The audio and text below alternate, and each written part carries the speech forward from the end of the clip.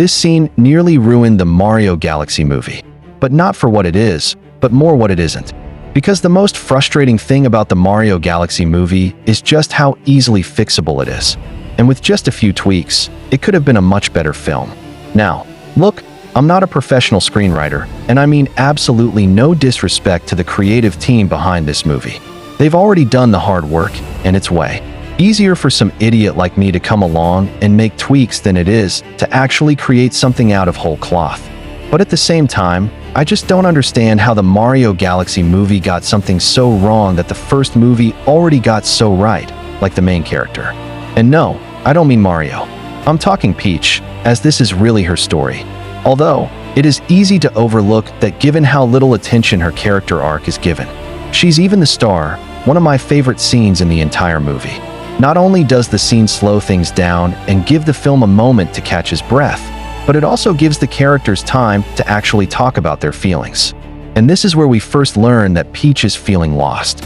And honestly, by itself, this scene is almost perfect. And yet, though she says she's feeling lost, she never actually shows it. As in, we never see or understand what exactly Peach meant by that. Is she saying that she feels alone or unsure of what to do, or that she's missing a family? We have no idea because it's literally never brought up again, either before or after. There's still a big problem here because even though she says she's feeling lost, she never actually shows it. As in, we never see or understand what exactly Peach meant by that. Is she saying that she feels alone or unsure of what to do, or that she's missing a family? We have no idea because it's literally never brought up again, either before or after. And that is so frustrating because the first movie had a very similar scene where Mario explains to Luigi who's trying to comfort him. Our whole lives, everyone's telling us we can't do this, we can't do that. Just sick and tired of feeling so small. Which, like with Peach, helps to explain his mental state. But the big difference is that by this point in the movie, we had already been shown what led to Mario feeling this way. His old boss insults him, the stupid Mario Brothers, who then throws him around like a sack of potatoes. We also see members of Mario's family treat him like a joke. I wouldn't quit your day job. Oops, he already did. You, and even his dad, directly blames him for holding Luigi back. We had already been shown what led to Mario feeling this way. His old boss insults him, the stupid Mario Brothers, who then throws him around like a sack of potatoes. We also see members of Mario's family treat him like a joke. I wouldn't quit your day job. Oops, he already did. You, and even his dad, directly blames him for holding Luigi back. And the worst part, you're bringing your brother down with you. So when Mario says this, sick and tired of feeling so small, we believe it because we've seen it with our own eyes. All within the first 12 minutes of the movie, whereas it took Galaxy nearly 20 minutes to get to the same point, but without any of the context. Because get this is also the first time that we even see Peach in this movie, meaning there's zero build-up to this moment, which would be less of a problem if the movie actually followed up on it later, but it never does. And the Galaxy movie really needed to show us Peach being lost instead of just saying she's lost. And I think there's two key ways in which the movie could have gone about fixing this without changing the overall story. The first is by giving Peach a brand new scene before the one on the rooftop. And one of our fans, Firmore23, actually gave me an idea that's so perfect, I haven't been able to get out of my head since. And that's the fact that Mario and Peach have gone out to a birthday dinner.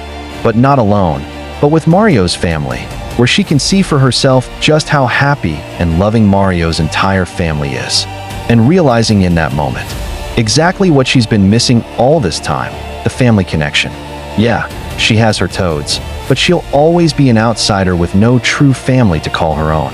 And having a moment like that would perfectly set the rooftop scene afterward to help explain why she feels so lost, because she's missing the love and support and comfort that being part of a family brings.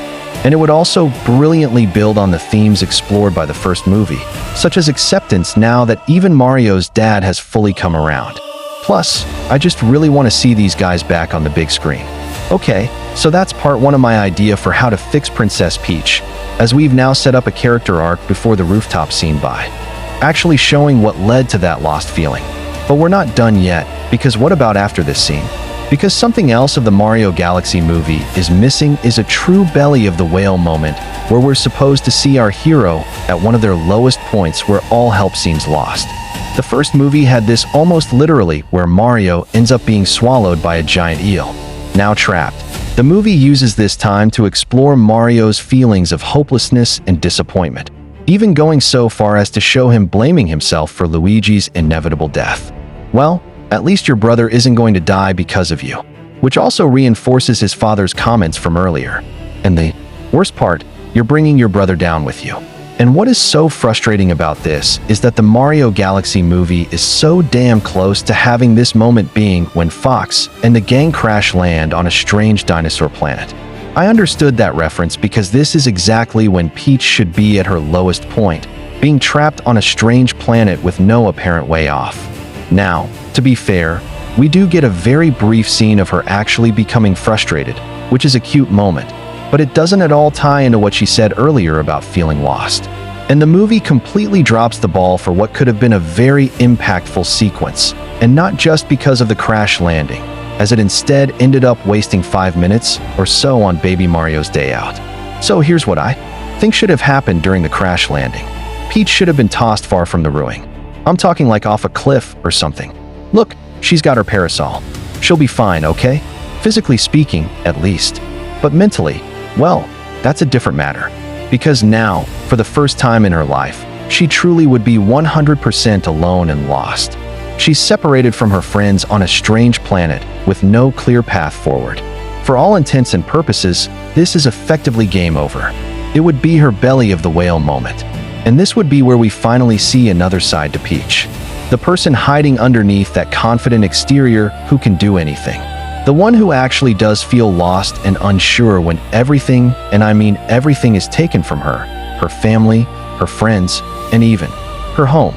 And through this process, it evokes memories of the separation between her and Rosalina when she also felt alone and realized she'd never see her sister again. It's with these thoughts in mind that she cries herself to sleep. The next morning, she awakens to someone yelling her name. It's Mario, thanks to him following the smoke left by her campfire. As they travel together back to Fox and the gang, Mario tries to console her by reminding her of how alone and helpless he felt when he lost his own sibling and to never give up hope. He even reminds her of the time that she said, "You just don't know when to quit," what she thought was a great thing. And it's in that moment, just as they return to, "Let me know." Once again, I'm not an actual screenwriter, but I'm just basing it on what I thought worked in the first movie and what I thought the new one is kind of missing there. In any case, thanks for watching. Click subscribe if you haven't already, and we'll catch you later. Bye everyone.